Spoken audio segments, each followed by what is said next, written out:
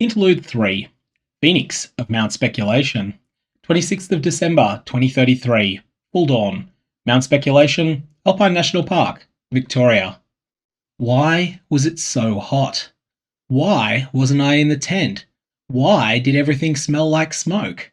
And what the actual fuck is that crackling? My eyes jolted open. I was lying outside, not in the tent, stretched out in the recovery position like I'd just fallen out of a first aid manual. The air shimmered with heat. Ash drifted like lazy snowflakes. I blinked and spotted David. He was wearing my ripped Paramore t-shirt of all things, hauling water from the stream and dousing patches of ember glow. His hands were red and raw, his movement sharp with exhaustion, and in one of those hands, our camping axe. Except it wasn't. The blade glittered white with frost, rimed in ice. Memories slammed back. The fire, my stupid muttered wish, the inferno tearing the night apart, David burning, his eye, his skin, the smell of pork that wasn't pork. And then, healing, his body reversing the damage at my desperate command, my strength draining into nothing, the black that followed. Not a dream, no matter how badly I wanted it to be. I pushed myself upright, legs quivering not from weakness but from something else, an excess. My body hummed like it had been rewired overnight. Muscles light, nerves electric. "Hey, hun," I croaked.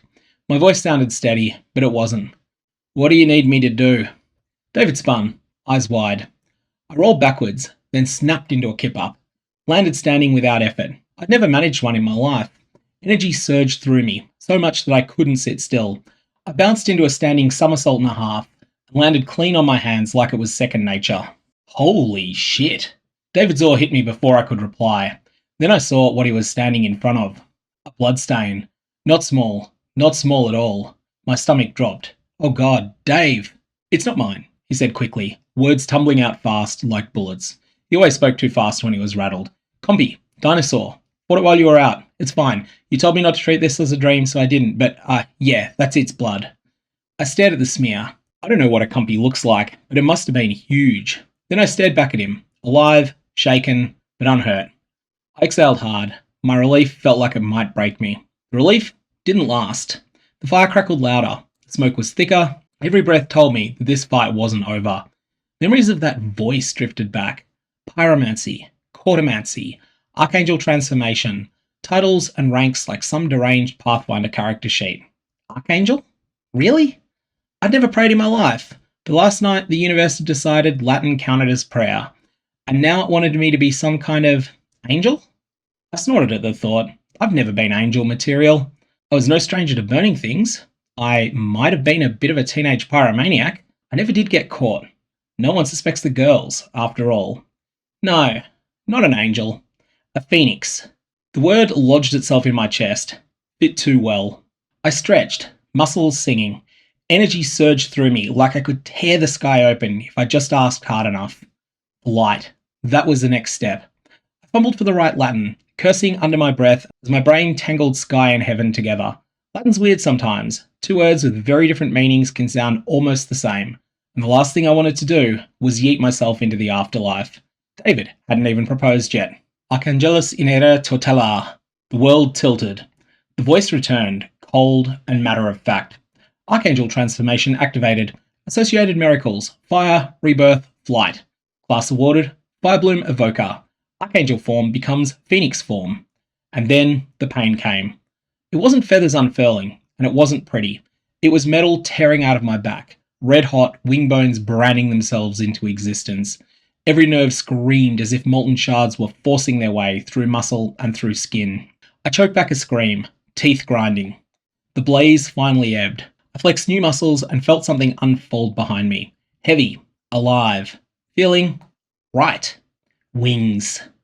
I staggered forward. David's face was pale, wide-eyed, torn between awe and horror. A shadow spilled across the ground. I glanced up. Above me, projected in flame, a bird of fire spread its wings. A phoenix, crowned with a halo of burning light. Heat streamed outward, not burning me, but embracing me, like the comfortable glow of a stage spotlight. I flexed again. The wings obeyed. Not clumsy, not alien, but like I'd had them all my life, and just forgotten.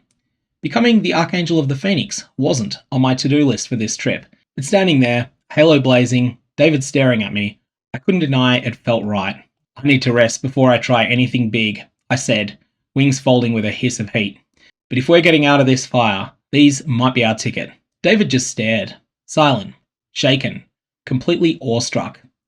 The wings still burned against my back, but the power humming through me was undeniable.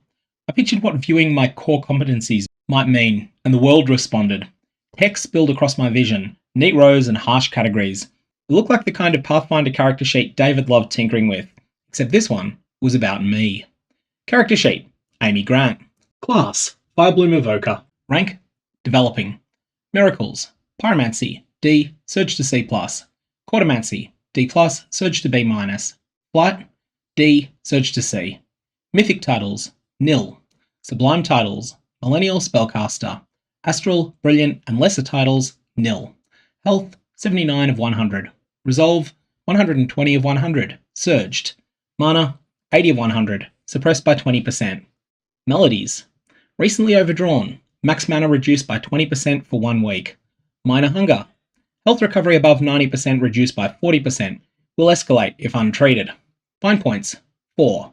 1.1, no folded realm. 1.2, no folded realm. 1.3, no folded realm. 1.4, no folded realm. Mundane skills. Focus to see more.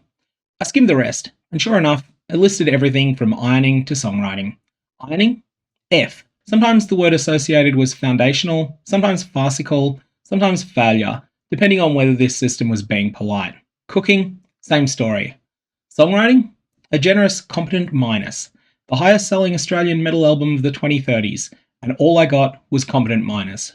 Whoever coded this system is a bastard. I groaned. This looks exactly like the Pathfinder sheet you made me use that one time. David's head snapped up. His eyes lit up like a kid who'd just been told Santa was real. Wait, you're seeing a full sheet? Stats, skills, surges? Yeah, doesn't make it fun. It's like being judged by Excel. Holy shit, there's a full rule set. Surging resolve, bind points, suppress mana. Oh my god, this isn't a dream. I didn't answer. I wouldn't let him see that I wasn't sure myself. Instead, I tested my wings. A quick flex, a powerful downbeat, and I rose 6 meters before drifting back down. The air rippled hot in my wake, the scent of smoke mixing with something sharper and cleaner. Mana tricked down, 80 to 59, then back up, slowly, like water trickling into a glass. Okay, not infinite, but manageable. Hun, I said, dusting ash from my hands. I'll scout, test my limits. You sort food. Ever wanted to try roasted murder chicken? David gave a weak laugh. They're called Deinonychus, or dynamites. Your pick. I ignored the voice in my head whispering, maybe don't eat dinosaur. Hunger overruled caution. David had skewered one of the smaller raptors. I focused on the fire, whispered Latin, and it flared into controlled heat instead of last night's inferno. Mana trickled down again, 80 to 45. The meat roasted. My stomach roared. The first bite was disappointing. Stringy, gamey, halfway between chicken and kangaroo. Not inedible, but definitely not gourmet. I forced it down anyway. The sheet pinged. Recovery surged from 0 to 1 per minute due to eating F-rank cooking. I rolled my eyes. Apparently, I've invented healing dinosaur cuisine. Don't thank me all at once. David grimaced as he chewed. Yeah, not your best cooking. Maybe we need new recipes for dinosaurs. It tastes like us not starving. Force it down. By the time we'd forced down enough meat to matter, my mana had crept back towards full. The hunger ache dulled. My wings itched to move. Alright, I said, wiping grease on the ash. Time to test flight limits. David nodded, mouthful. Just don't overdo it. Again. He wasn't wrong. Last night, I'd knocked myself out cold healing him. I had no idea how thin the line was before I did it again. So I experimented. A flap with no ascent, 10 mana. Straight vertical rise, about 2 mana per meter. Hovering, seemed to be free. Horizontal glide, 2 to 3 mana per 10 meters. Carrying David didn't seem to cost any more. My strength wasn't the limiter, mana was. My muscles thrummed with power, so carrying him was easy. And the sheet dutifully noted. Skill gained, flight, rank D, developing. Wasn't sure if that meant I'd improved, or if the system was just mocking my clumsy turns. Not bad, I said after a few loops. So long as you can hold on, I can carry you.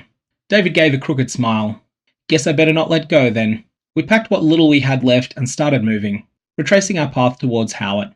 Yesterday, those ridges had been adventure. Today, they were death traps. I vaulted the same rock formation I'd parkoured off the day before, grabbed David midair, and glided us down. The flight was smoother this time, controlled, almost easy. And that's when I saw it. A flash in the corner of my eye. At first, I thought it was a trick of sunlight. But no, it hung there. A perfect pyramid of gleaming wire, no larger than my fist, hovering in midair. Metallic, reflective, impossible. I swerved instinctively, but my wings weren't skilled enough. We hit it head on.